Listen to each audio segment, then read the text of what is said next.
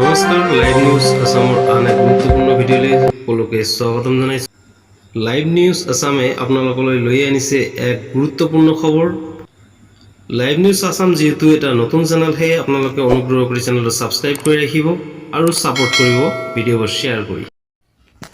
আজি এই ভিডিঅ'টোত অসমৰ মুখ্যমন্ত্ৰী ডক্টৰ হিমন্ত বিশ্ব শৰ্মাই কৰিলে কেইবাটাও গুৰুত্বপূৰ্ণ ঘোষণা। তেনেহ'লে দেৰি নকৰি ঘোষণাবোৰ শুনোৱা হওক।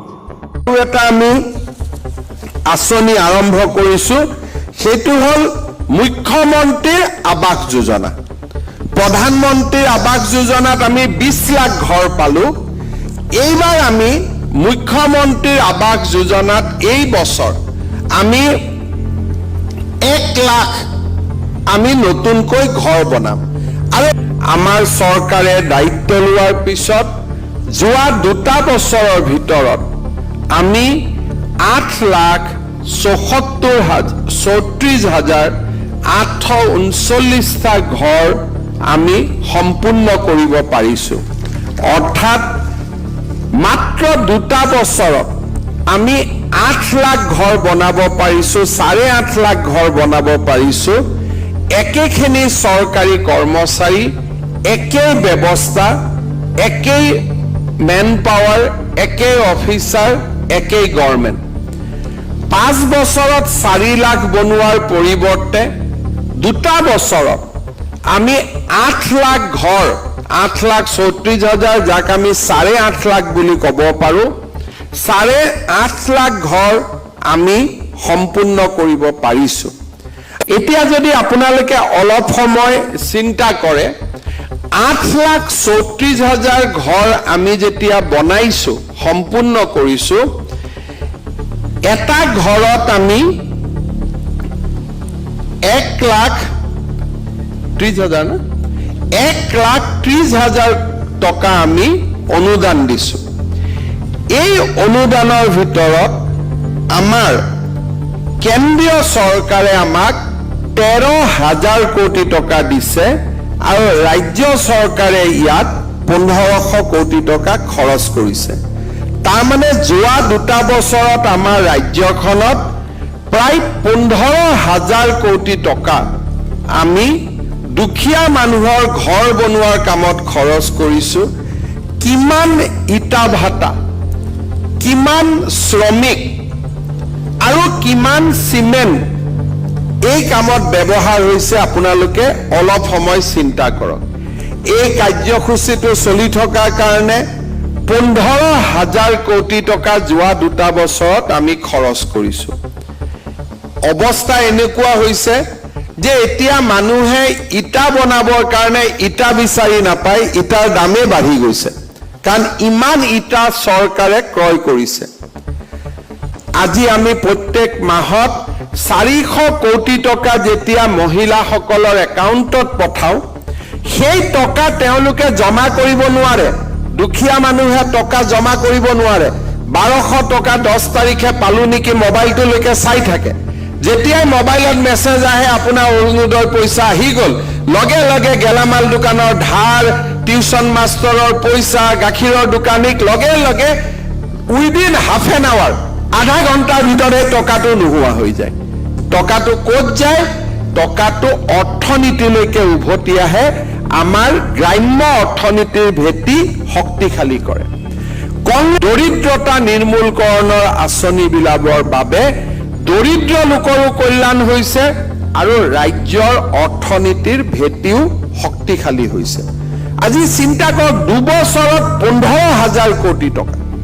আমাৰ গাঁৱৰ মানুহবিলাক কয় যে ঘৰ এটা দে বাবা মোক। ঘৰ এটা দিয়াটো সহজ, কিন্তু সকলোৰে ঘৰৰ টকাটো পূৰণ কৰিলে কিমান টকা হৈ যায়? 15,000 কোটি টকা হৈ যায়। যেতিয়া গাঁৱত আমি গ'লে 10জন মানুহে আবেদন কৰে যে 10জন গৰীবক ঘৰ লাগে, তাৰ মানে কিমান? 10 × 1.5 লাখ, 15 লাখ টকা খোজে। কাগজখন লিখোতে মানুহজনে গম নাপায় যে ভাবিছে কাগজতে ঘৰটো হৈ যাব, কিন্তু ঘৰটো দিওঁতে কিমান টকা লাগে? 10 গৰাকীক ঘৰ দিওঁতে 15 লাখ টকা লাগে। আজি মোদী ডাঙৰীয়াই আমাক এই মুহূৰ্তলৈকে 15,000 কোটি টকা আমাক অনুমোদন কৰিছে। তাৰে আমি 10,000 কোটি টকা ইতিমধ্যে খৰচ কৰিছো। এতিয়া আমাৰ লক্ষ্য হ'ল যে যদি আৰু 6,67,239টা ঘৰ আমি বনাই শেষ কৰিব পাৰোঁ, তেতিয়াহ'লে আমাৰ মোদী ডাঙৰীয়াই দায়িত্ব দিয়া 20 লাখ ঘৰ আমাৰ সম্পূৰ্ণ হ'ব।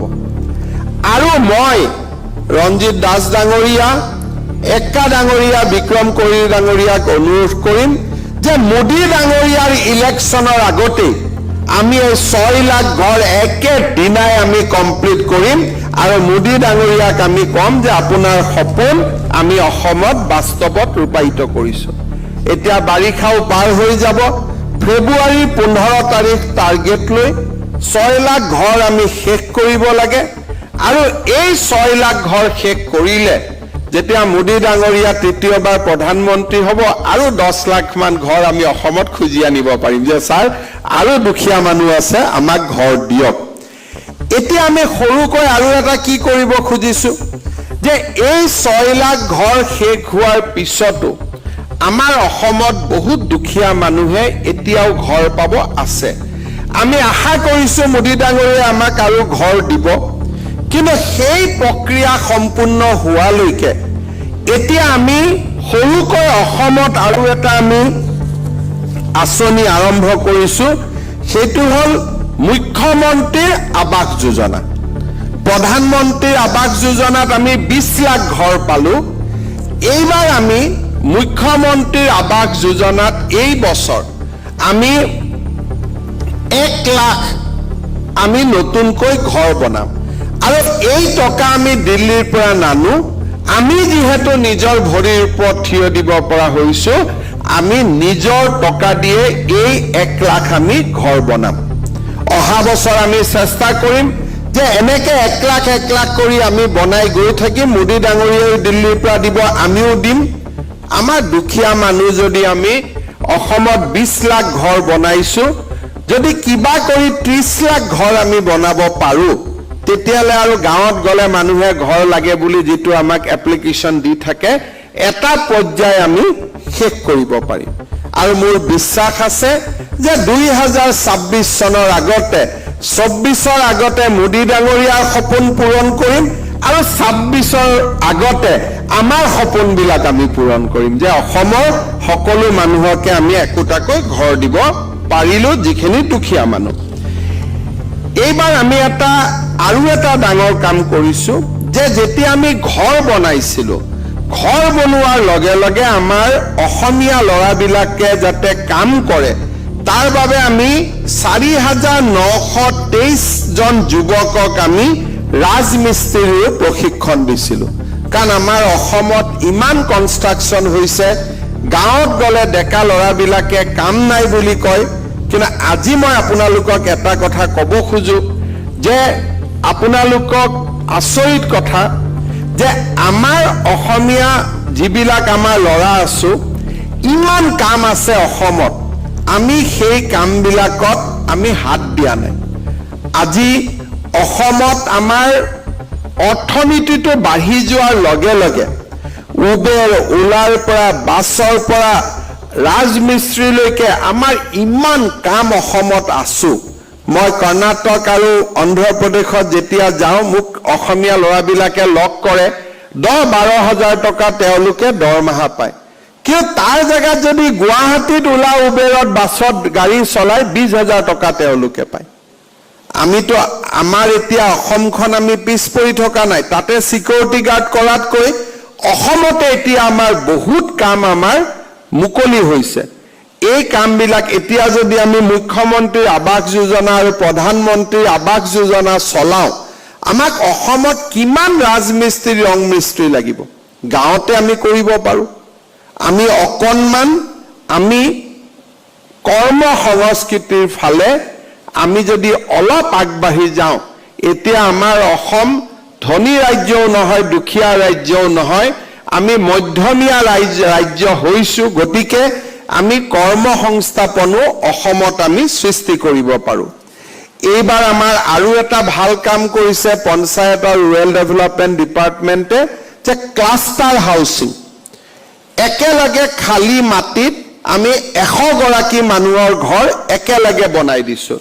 আমাৰ অসমত ক্লাষ্টাৰ হাউচিং আমি ইতিমধ্যে ক্লাষ্টাৰ হাউচিঙৰ কাৰণে আমি 19টা ক্লাষ্টাৰ হাউচিং আমি হাতত লৈছো আৰু এই 19টা ক্লাষ্টাৰত প্ৰায় 1000 লোক একেলগে নতুনকৈ গাঁও পাতিব সুবিধা পাব কাৰণ একেটা মাটিতে আমি সকলোকে ঘৰ বনাই দিছো যাৰ ভূমি নাছিলে লাইভ নিউজ আসামৰ এই ইনফৰমেটিভ ভিডিঅ'টো সম্পূৰ্ণ চোৱাৰ বাবে ধন্যবাদ ভিডিঅ'টো ভাল লাগিলে অনুগ্ৰহ কৰি লাইক কৰাৰ লগতে শ্বেয়াৰ কৰি দিব আৰু চেনেলটো নতুনকৈ আহিলে চেনেলটো সাবস্ক্ৰাইব কৰি ৰাখিব ধন্যবাদ জয় অসম